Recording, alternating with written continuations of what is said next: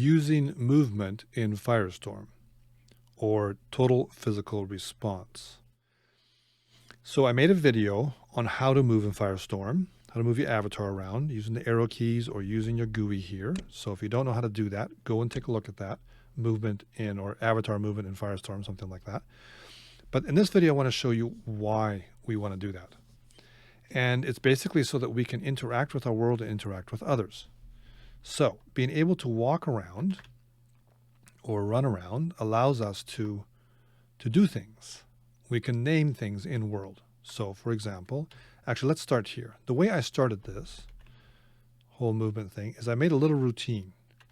Here, I made these little carpets, a ramp, a platform. And so we walk along here, we go up the ramp, turn around, do a little dance, come down and back. And we talk about what we're doing as we do it.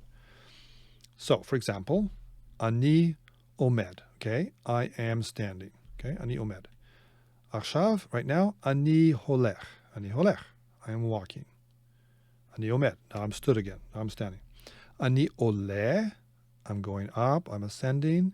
Ani poneh, I'm using the participle as a present tense for all these here. Ani poneh, I'm turning. We can dance as well. So we have to go in the inventory to do that. And we double click on a dance. I'll explain the details of that later in a different video. And we can hit play in world. So now our avatar is dancing. There he is. Ma'ani ose. Oh, he's not looping. He does one dance and then stops.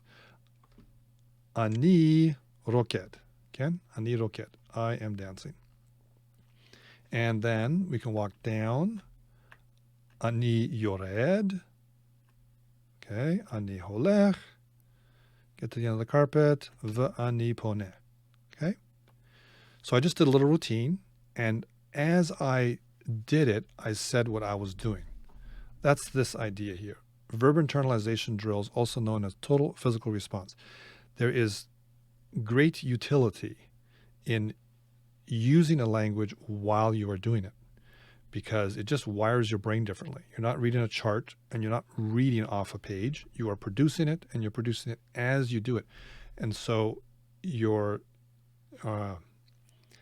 language gets wired to your action, or your action gets wired to your language, whatever. So I made a little routine like this and we practiced it. And once we get going, we can talk about other people. We can tell them what to do. They can tell us what to do. Okay. So ani holech. And then while I'm doing this, Michelle or someone is walking along, and I can say ani holech Michelle holechet. Okay. So we got the female form. Ani oleh, Michelle ola. Ani poneh, Michelle poneh, or pona. Ani roked. Actually, I'm not. Let's do it. Ani roked. Tov. It's actually really good to do it while you're saying it. Like, be disciplined. Don't say ani roked when you're standing there. Okay? Do it. Ani roked. And if she was doing it, Michelle rokedet. And notice, I've got all these different types of verb forms. This is not all strong verbs. Roked is strong, but holech is holech, sort of. What is holech? It's vayelech. It's functioning like a first vav, right? Or like, is it like lakach? Anyway, it's kind of a thing onto its own. Poneh, ole and poneh, those are third hey. Yored, that's first vav. Okay. So I'm mixing up the different verb forms because that's how language actually works. You don't just stay with one type of verb. And then you can quickly move. You can advance this after you've done, talk about anachnu holchim, we are walking, or whatever. Then you can use the past tense. Ani, or you can use katal for past tense. Later you can actually add vayiktol, whatever you want to do. So ani holech, tov, ani holech. Achshav, right now, ani omed, I'm not walking. Halachti, I walked. Ani poneh, paniti. Okay, do you hear the difference? Halachti versus poniti. Third hey, you got that E sound in there. Poniti. Sorry, poniti. See, I'm rough. I'm out of shape. No, it's not poniti. It's paniti. Halachti v'paniti. That's terrible. I'm going to leave my mistake in there because that's what language is about, making mistakes and correcting them. Ani pone paniti.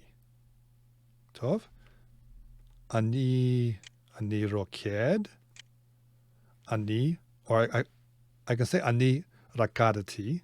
It is redundant. It's overspecified. I don't need the ani, but we tend to do it because for many of the forms it actually rhymes, so it kind of helps.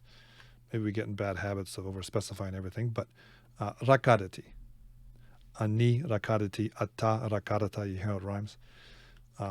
Going down, yarad, or yored, ani yored, yaradati. Ani holech, halachti. So, walking, being able to walk, practice walking allows you to do stuff like this. I've had people that really struggle walking. They end up veering off and falling into the water and all kinds of stuff, which is cool. You can use that to talk about what you're doing, but if it's not really what you're intending to do, then it can be a little frustrating. We can also interact with our environment. So we can run over here. Let's count the horses. Okay. So here we have the first horse. I'm going to get rid of this here. Sus Rishon, or Hasus Harishon, the first horse. Okay, let's walk around. Do we have more horses? Here we do. Hasus Hasheni, the second horse. What else do we have here?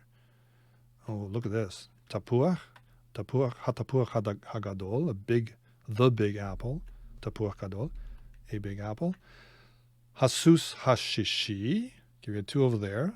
Hachtaim Shalosh. Sorry, not Shishi. Hasus Hashilishi, third horse, not sixth horse. Come over here. Hasus Harivi'i. And look at this. Hasus Harivi'i Bein Ha'esh Uvein Hasak. Okay? The fourth horse is between the fire and the sack. Po Hasusim Hamashi Vashishi. Okay, the fifth and the sixth horses. Maybe that grammar wasn't totally right. Let's see here.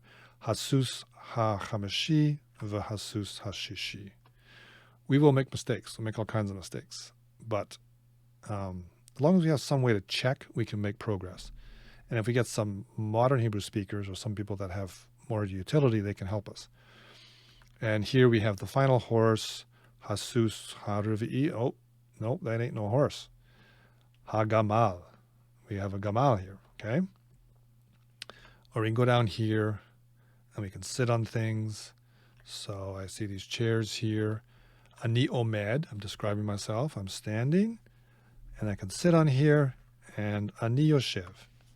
Ani yoshev al hakiseh ha'adom. I'm sitting on the red chair. Anikum, well, that's so fast. I am rising up, I stand up. Ani omed, v'achshav ani yoshev al hakiseh hakachol. Ani rotzeh, I want, I know that's more modern, but I could say chafatzti or chofetz, I think, or something like that. But I guess that's another point. I'm not concerned about using some modern Hebrew. For my purposes, the difference between the two is so minimal when you know so little Hebrew, like us second language learners do, and the advantages are so tremendously great that I'm not fussy about using modern Hebrew when I'm practicing biblical Hebrew. Okay, so ani rotzeh lashevet al hakiseh hayarok. I want to sit on the green chair. So I stand up, okay, kamti, I stood up, and I sit. Ani yoshev, achshav, right now, ani yoshev al hakiseh hayarok. Okay? Lots of stuff we can practice, and it's fun to do it. It's fun to do it with other people. The other thing I have done is I have some, should I make a separate video? I think I won't. Or I'll introduce it, maybe end up making another video later. I have something called a hood, verb hoods, and we've got a few of them here. I'll launch one. We'll do hood set number 1. This is, I'll close this here. These are animations that I have wired to buttons in this hood that I made. And so when we click these, the hood stands for heads-up display. It comes from the military, from fighter pilots who have their instruments above them or straight in front of their face, sort of translucent in front of the windscreen or whatever, the window they're looking out of, so that they don't have to take their eyes off the sky. They can just see what they're doing. So it travels around with you, and it's common in games. So notice how, as I move around, that hood is always with me. So with this hood, we can click on animations, okay? Ani koret, okay? I am cutting. I can describe what I'm doing. And we have a few props as well. So let's, ma'achelet, I wrote these in Hebrew. So there I got a knife, okay? So I can put my knife on and use this. Ani koret, right? Or if that was too subtle, we can use a ma'achelet hagadol, and we can cut with that. Okay. The funnier we can make things, the more it sticks. But you don't want to use the ma'achelet hagadol when you are doing this. So this is an animation. Let me get rid of that. This is an animation that we use for shamar, okay? To keep, to guard, okay? I'm being like a soldier here. Or roked, so here I'm dancing. And every time we want to move between them, we can click this here. Ani tzochek, I am laughing. Ani orochet, okay, I'm washing. Ani lovesh, should be wearing, putting on clothing. Ani dorech, or tza'ad. So what I did is I got all the animations I could find, and I matched Hebrew words, Hebrew verbs that kind of made sense for these, and that allows us to use these animations and tell people, like we stand around the circle here, and we tell people what to do, and we have them tell us, and we describe what we're doing, we describe what they're doing, we describe to a third person what the other person is doing. So you can practice all your person, gender, numbers, and you can do it in present tense using the participle, just like we did with this walking thing here. It's just now we have more animations, and then we can do something and stop, and we can say what we did, or we can talk about the future and what we will do. So all of that is much easier if you know how to walk and how to sit and how to fly and how to explore. I think there's a lot of potential here for speaking Hebrew, for practicing, especially if we get some speakers who are fluent in Hebrew, which I am not. We're just trying to bootstrap ourselves, trying to lift ourselves up by our own bootstraps here, and doing what we can to do a total physical response in a virtual world, because we don't live in the same town as people that we can go for a walk with and speak Hebrew, but perhaps in world we can mimic a little bit and gain a little bit of fluency. So that's your motivation for learning to walk, is so that we can practice some live Hebrew.